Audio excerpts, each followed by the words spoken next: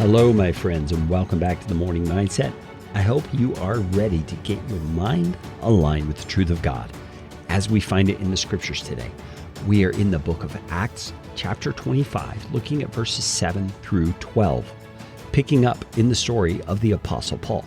But before we get there, I just want to let you know my wife and I have plans to be in the Denver area for the rest of the summer 2021. If you live in the Denver area, we're possibly going to have a morning mindset meetup of some sort, and we would love to meet you. Please reach out to me, Carey, C-A-R-E-Y, at careygreen.com, and let me know if you'd be interested in attending. It might be helpful if you tell me some times during the week that work best for you so that we can coordinate with others and make this meetup happen. If you don't hear back from me, please check your spam folder. For some reason, my emails seem to wind up there sometimes, so I would love to hear from you about a morning mindset meetup in the Denver area. All right, the book of Acts, chapter 25, verses 7 through 12. We find Paul standing before the new governor, Festus, and this is the first time he's going to hear Paul's case.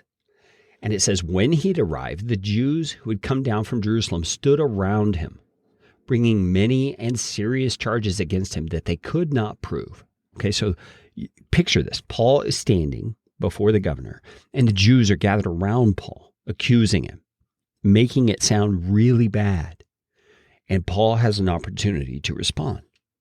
Verse 8 says, Paul argued in his defense, "Neither against the law of the Jews, nor against the temple, nor against Caesar have I committed any offense."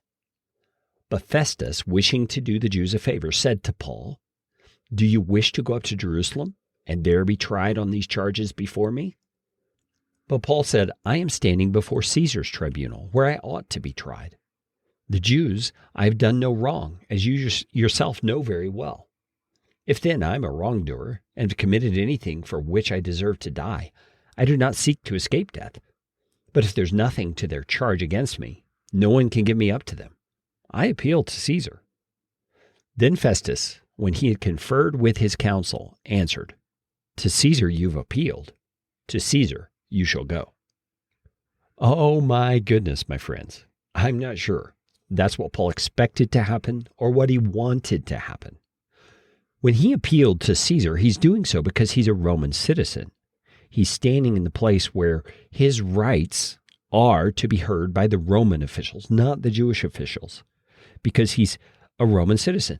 And so when he appeals to Caesar, he's essentially saying, I don't want you to send me back to Jerusalem. I really shouldn't be sent back to Jerusalem because there I'll be tried by the Jewish courts and in the Jewish system. And even though you're there, it's going to be tainted. I am where I belong. And I appeal to you to judge the case yourself. But instead, Festus is going to pass the buck. He's going to pass this off to Caesar's tribunal. He's going to send Paul to Rome to have his case heard by Caesar. Now, this is an amazing turn of events, one that Paul didn't expect, I'm sure, one that his accusers, the Jewish leaders, definitely didn't expect to happen. And Paul is once again in this holding pattern.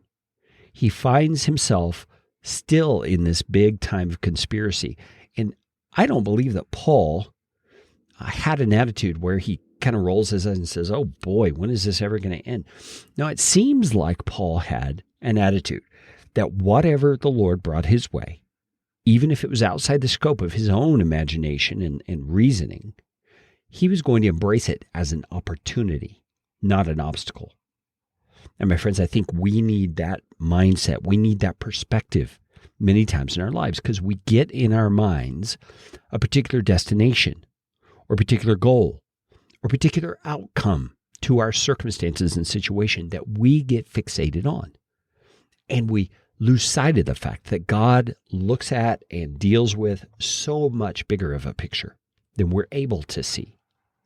My wife and I have been learning this more about ourselves and about the way that we look at life. And we're realizing God is up to so many things. And he's including us in that plan, but he's not necessarily revealing every bit of it to us. And we've got to have our hearts and our minds open to the reality that he is doing things beyond our comprehension. And it's our job to align ourselves with his spirit in a way that enables us to walk in faith, even when the outcome is not coming about that we think is the one that should be happening. Jesus, encourage us in our faith to trust you to do what's best in the end, and to release our own sense of what's right and wrong in our situation, so that we can embrace what you say is right and wrong in this situation, even if the outcome is not one we've even imagined or wanted. Jesus, give us stronger, bigger, more faithful faith in your name.